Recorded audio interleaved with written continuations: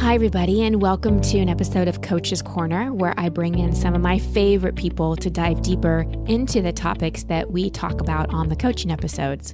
This last week's episode was on shame and bringing into the light the places that we've kept in the dark because of judgment or because we felt dirty or wrong in some way. And so much of healing shame has to do with self-love. So as I was thinking about who to bring on to be our featured coach this week, my dear friend Christine Arylo popped into my mind first because she has dedicated her life to really teaching self-love, not just as a concept, but as a practice. And she's someone in my personal life who has held space for me as I've gone into those more vulnerable, tender places. And the space she's able to hold of unconditional love is so inspiring. And I'm so excited for you to get to know her today on Coach's Corner. Let me tell you a little bit more about who Christine Arylo is. She's a transformational teacher and internationally recognized speaker and author. After earning her MBA from Kellogg and climbing the corporate ladder for 15 years, marketing to big brands like The Gap and Frito-Lay, she chose to devote her life to creating a new reality for women and girls, one based on true feminine power, freedom, and self-love, instead of the relentless pursuit and unsustainable pressure of having to do, be, and have it all. She is the author of 2 best-selling books, Choosing Me Before We and Madly in Love with Me, and the founder of International Day of Self-Love on February 13th. A self-admitted recovering achievement junkie, doing addict, and superwoman, Arylo co-founded the virtual school for women, Inner Mean Girl Reform School, which has helped over 23,000 women on 6 continents transform their inner critics and learn how to tune into their divine feminine inner wisdom. So take a deep breath and soak in this self-love bath from my friend OC. We call each other the OC for Other Christine, so you may hear us say that in the call. I think you'll really enjoy this and learn some really practical ways that you can start to bathe in more of your own self-love every day. Well, OC, I'm so happy to have you here talking about such an important topic, which is self-love. And, this episode last week was on shame, and shame is definitely one of the things that makes self-love challenging. And what I love about you, well, so many things, but one of the things that I love the most is you really teach how we love ourselves. And it's way more than just affirmations. And one of the things that you're so passionate about is helping people heal what's in the way to self-love. So can you just talk, I know one thing that you teach a lot about is these love cracks that happen. Can you talk a little bit about those? I would love to talk about the love cracks because I think that it's really easy for people to hear, oh, love yourself, forgive yourself, don't judge yourself. And we need tools like in the moment to actually do that. That's what I am really passionate about is how do you do that? And so whenever we are faced in our lives, and we all have our own stories, for some of us it's shame, for others of us it's blame, for others of us it's fear. But what happens to us, and OC and everyone, I wish that we lived in a world where every child that was born connected to love and stayed connected to that love, and nothing bad ever happened to anybody. I wish that our hearts didn't have to get wounded and bruised, and that's not the world that we live in. But there is a way to heal that through the power of self-love. And my metaphor for it, and I'll just kind of paint you all this story, is I want you to imagine that when you were born onto this earth, and you had this beautiful, big, magenta pink heart that was like, oh my gosh, I'm so excited to be here. Like, I'm excited, I'm going to give my gifts, and people are going to love me, and I'm going to love them, and it's going to be lovely. And then you met somebody who was here longer than you. And that person, sometimes consciously, oftentimes subconsciously, they responded to your love with fear or blame or meanness or something that made you feel shame, and that beautiful heart of yours got what I call a love crack. So I want you to imagine your heart cracking in that moment, right? Your heart cracking in that moment, whether that was, finding out that someone cheated on you, or finding out that you had a disease, or finding out, whatever was that incident that caused that shame or fear to get into your heart. And that's what happens. Your heart breaks open, a fissure gets created, and in goes the shame and in goes the fear. And so that little beautiful heart of yours starts to become kind of more black and gray, and just kind of depending how your spiritual curriculum is and your path is will depend on how many love cracks you actually receive. Most people I see and worked with, I'll sit with people and we'll actually draw their heart and we'll look at their love cracks. There's usually about 4 major love cracks for people. And then what happens is when those big love cracks we go through our lives, and you have incidences where those love cracks get, it's almost like the aftershock after an earthquake, it's like boom, the earth splits open, but then there's all these aftershocks that sometimes can be more harmful and more hard to be with. It's kind of the same thing with love cracks.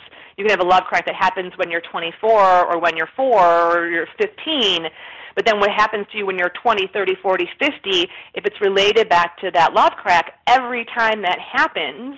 So like in the episode from last week with the woman who was like every time she finds herself in an intimate situation, that love crack where she was cheated on and as a result received this, STD in her body that she now has to be with for the rest of her life, that love crack gets activated again.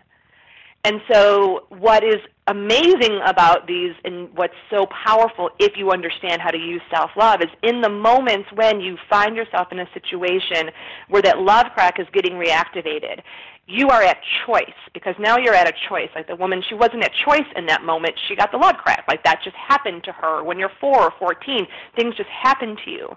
But as you become more conscious and you become more aware, what happens is when that incident happens again, so for example, when that woman, she finds herself in an intimate situation with someone she wants to share her body with, she can choose in that moment, do I choose to put more shame in or do I choose to put love in? And when you make the choice to put love in, self-love specifically, and that's why it's love, because it's just love directed at the self. So same thing, right? You're just directing it inside. That's when the healing happens, OC. That's when the healing happens, and over time, that love crack will fill with more and more and more love. And that's why it's so important to understand self-love and the different kinds of self-love, so in that moment, you know how to choose the love. Mm. Okay, so in that moment, right, where because it's kind of patterning where the love crack is activated and we go into the shame, we go into the judgment, what you call our inner mean girl or guy pops up. In that moment, when we're just at the beginning, because I know for me, it wasn't like, oops, slap, some Band-Aids on the love crack and do one process, do one workshop, and the love crack is healed. I wish it was that simple. It's taken time. It's like been a rehabilitation process. So for someone who, kind of has this awareness, but really wants to start integrating it, what's just one thing that they can start to do in that moment where they feel the trigger?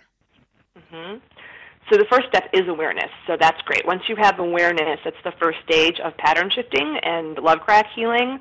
And the second stage is reflection, where you might still choose the fear or the blame or the shame in that moment, but then you go back and you make a different choice. And the third stage is actually changing in the moment. And the last stage is integration, where the love crack is healed. So as you said, OC, it's a process. So if you're aware of this crack, just know that you're going to be playing in that area of reflection where you still respond or react from the shame or the fear or the blame. And that over time, as you fill in the love crack, you will be able to change in the moment, because it's like a muscle. You kind of have to build it up. So I think 2 things I would say is, one is that you want to practice, not just in the moment when you were about to have the love crack get triggered. You want to practice self-love at a daily basis, literally feeling love in your heart. And so this is going to be a very simple thing, and I know at the beginning we said self-love is not just about affirmations. And actually I'm not going to ask you to do affirmations. I'm going to ask you to use the power of mantra and add this practice to your daily practice every morning so that your heart can feel it. This is the difference between like affirmation, where you're trying to make yourself think things, versus feeling it. Love is something you feel. So every morning before you get out of bed, you do a self-love soak. And I do this every morning. I have for almost 15 years. And a self-love soak is just, you just kind of put, before you get out of bed, you just kind of curl yourself up in a little ball and like a little fetal position, because again, you're going back and kind of healing that heart. And you just say to yourself one of two things. One, your name, I love you. And you send that energy into your heart. Now, if you've never sent energy somewhere, I'm from Chicago. I didn't know what energy was 15 years ago when they started talking to me about this. I'm like, what? You mean the thing you plug into the wall? So you're like, Christine, I don't know what energy is. Just imagine pink light, or think of somebody that you really love. That's really easy for you to love, like a little baby or a dog. Like even right now, just think of someone you really love. Like it's really easy for you to love. Like just you're totally able to love. And like feel how your heart just opens towards them. That's the love I want you to feel towards yourself. And to pour that love into yourself by saying to yourself, Christine, I love you. Or ask yourself, what are the words I need to hear today? And what that is, that will bring in self-compassion and self-acceptance, which are two of the 11 kinds of self-love. And they're deep parts of self-love that get to that root.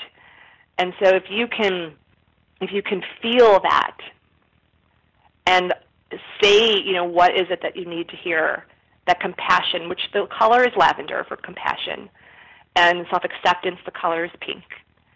And just bathe yourself in that, and until you can feel what they call the love click, and that's where it means where your heart's open to receive the love. At first, you may feel nothing, and I say fake it till you make it. And I've had clients who are like, it took me 8 months, but finally my heart broke open. And so be devoted to this, because you are so devoted. Like, I will heal this love crack because I will not give my love power away. I will not. I just was with a woman who had a similar experience to the woman you were talking to. Hers was sexual abuse, though, but in college, and she just shut everything off 20 years ago and totally dedicated her life to her career, and then tried to marry the safe man, and that didn't work, and then just gave it up altogether, and has spent the last 15 years of her life love-starved, successful in her career, love-starved, because she just walled it all off. And so you have to be devoted to be like, I'm going to go in there, and I'm going to heal that.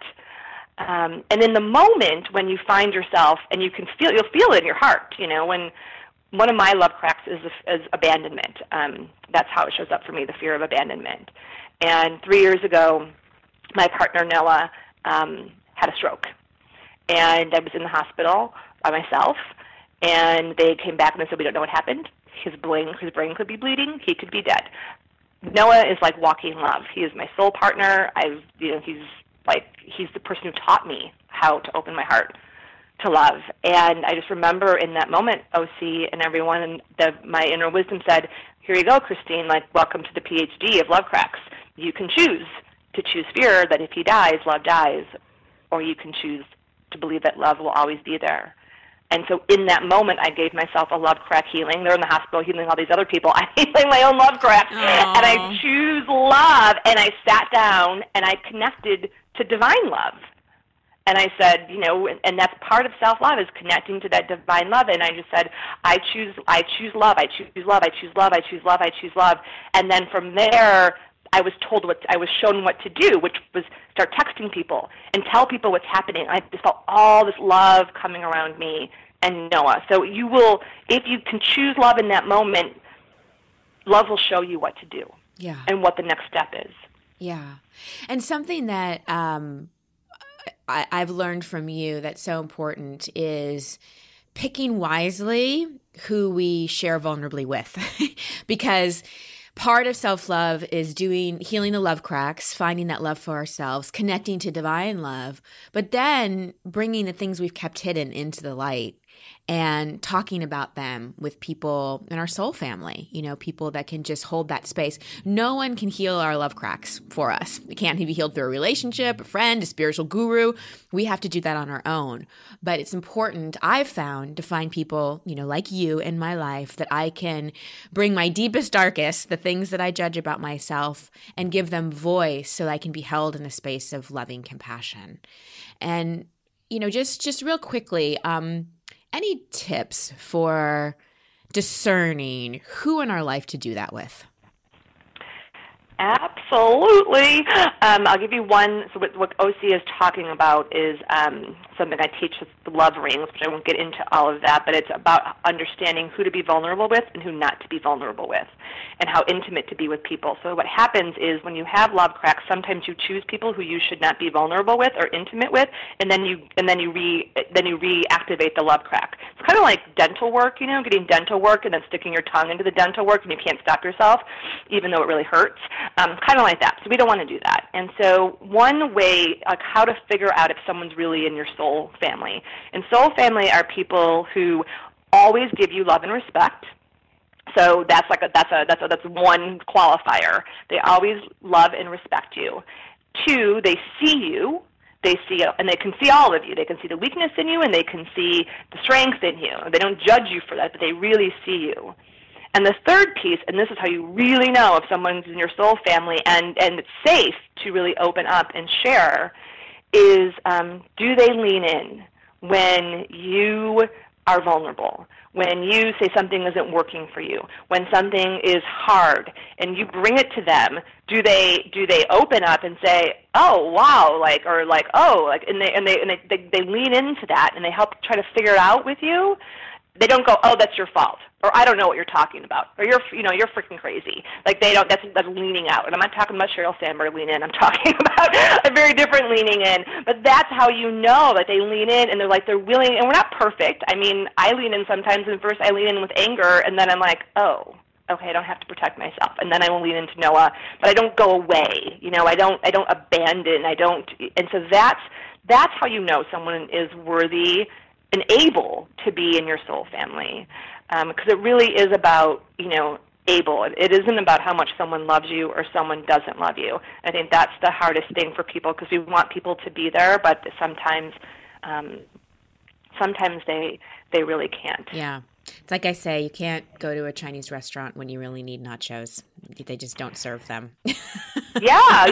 Well, and I before I was married to Noah, I tried to marry the wrong person, and I used to say, and he like my love cracks were on fire all the time being in a relationship with him, and I would say to him, "I just want a partner. Can you just be my partner?" And he's like, "Christine, I cannot be your partner." And I just would not hear it. I'd be like, "But no, I love you more. I love you more." And it was like he would tell me, I cannot be that person. So people show you who they are based on how they act, and what they say, believe them. Believe them. Exactly. Well, thank you for being in my soul family and always being someone that can hold space for me. How can people connect with you? Where can people find you? You do such amazing work. Please tell people how they can be part of your tribe. Oh, well, I would love to support anyone who is on their self-love journey. And so 2 things. One is you can find me always on my website, ChristineArylo.com, and that's Christine with the C, like this OC, and it's ARYLO, so ChristineArylo.com. And also, if you want to get an idea of where you're weak and where you're strong in self-love, you can go to selflovequiz.com, and it's based on the 11 kinds of self-love that I have uncovered, and it will help you see where you're weak and where you're strong, and help you get focused on where to focus your growing love of self at, and help make it more practical. So it's at selflovequiz.com, and that will get you into my whole community and tribe. And thank you for doing the work on you and healing your love cracks to be able to hold such a space for others. You truly walk the talk and embody self-love, and I'm so blessed to have you as my OC. Well, I would rather not be an OC with anyone else but you, so I love it. And thank you for having me on and for speaking and talking about self-love. It really is the foundation of, one of the foundations for everything in our lives. Yes, it is. It's a way that we can make more peace and love in the world, is by truly loving ourselves. 100%. Thank you, Christine.